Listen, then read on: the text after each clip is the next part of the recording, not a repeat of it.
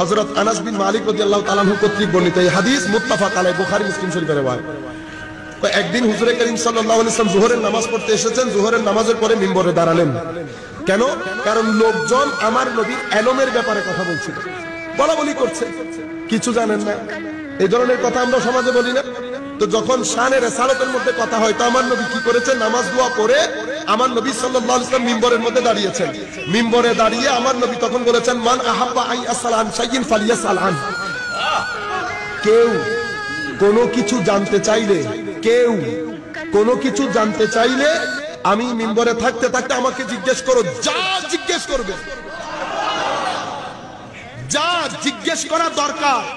তো যখন যা জিজ্ঞেস করতে বলেছে, আমার নবী এরিয়া ঠিক করে দেয় নাই, সেটা ম্যাথস হোক, ফিজিক্স হোক, কেমিস্ট্রি হোক, অ্যাস্ট্রোবায়োলজি হোক, বায়োলজি হোক, অ্যাস্ট্রোফিজিক্স হোক, আলট্রা মডার্ন যেই কোনো বিষয় আপনার জানার প্রয়োজন, আপনি প্রশ্ন করুন। তখন হায় হায় ওই সাহাবায়ে কেরাম আদব দেখেন। আমরা হলে একটা একটা প্রশ্ন করতাম, সাহাবায়ে কেরাম কি করছেন?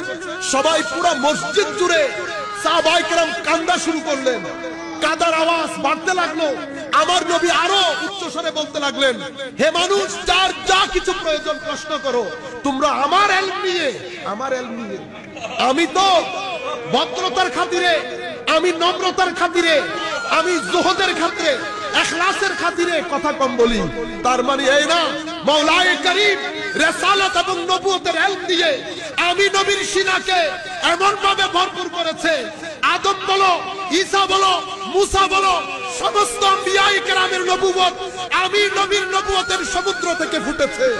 কুল কায়নাতের অস্তিত্ব আমি নবীর উজুদ থেকে ফুটেছে। শুধু আমি কথা কম বলি ইখলাসের কারণে, আমি অহংকার করি না। তোমরা যেহেতু কথা শুরু করেছো, সেই কথার শেষ আমাকে করতে হবে। আমি তোমাকে দেখাতে চাই আমার আল্লাহ আমার সিনার ইলমকে কি পরিমাণ প্রশস্ত করেছেন। যা মন চাই প্রশ্ন করো। এক সাহাবায়ে কেরাম কাঁদা শুরু করলেন। হযরত ফারুক আজম আমার নবীর দরবারে এসে বলছেন, ইয়া রাসূলুল্লাহ, আমরা আপনাকে মানি, আমাদের কোনো প্রশ্নের দরকার নাই, তবু আমার নবী বলছেন, হে মানুষ, প্রশ্ন করো। এক ব্যক্তি উঠে বলেছেন, ইয়া রাসূলুল্লাহ, বলেন দেখি আমার বাবাকে, বলেন দেখি আমার বাবাকে। আমার নবী বলছে, তুমি যাকে বাবা বলো সে তোমার বাবা না, তোমার বাবা অমুকের ছেলে অমুক। সে তখন তার মার কাছে গিয়েছে তলোয়ার হাতে নিয়ে, শোনো মা, মুহাম্মদুর রাসূলুল্লাহর ধর্ম আমি মানি না সেটা ঠিক, কিন্তু মুহাম্মদুর রাসূলুল্লাহ কখনো ভুল কথা বলে না। তুমি আমার নবী এই কথা বলেছে মুহাম্মদুর রাসূলুল্লাহ, হয় সত্য বলবা নতুবা গর্দান উড়িয়ে দেব। তখন মা বলেছে, তুমি যাকে বাবা বলে জানো, তোমার বাবার কাছে বাবা হওয়ার মতো যোগ্যতা নাই। আমি অমুক থেকে তোমাকে নিয়েছি, তুমি তার সন্তান। মুহাম্মদুর রাসূলুল্লাহ সাল্লাল্লাহু আলাইহি ওয়াসাল্লাম কুরবান যায় শানে রিসালাত পে। আমার নবী ওই দিন এমন ঘটনা বলেছেন যেটা মা ছাড়া কেউ জানে না।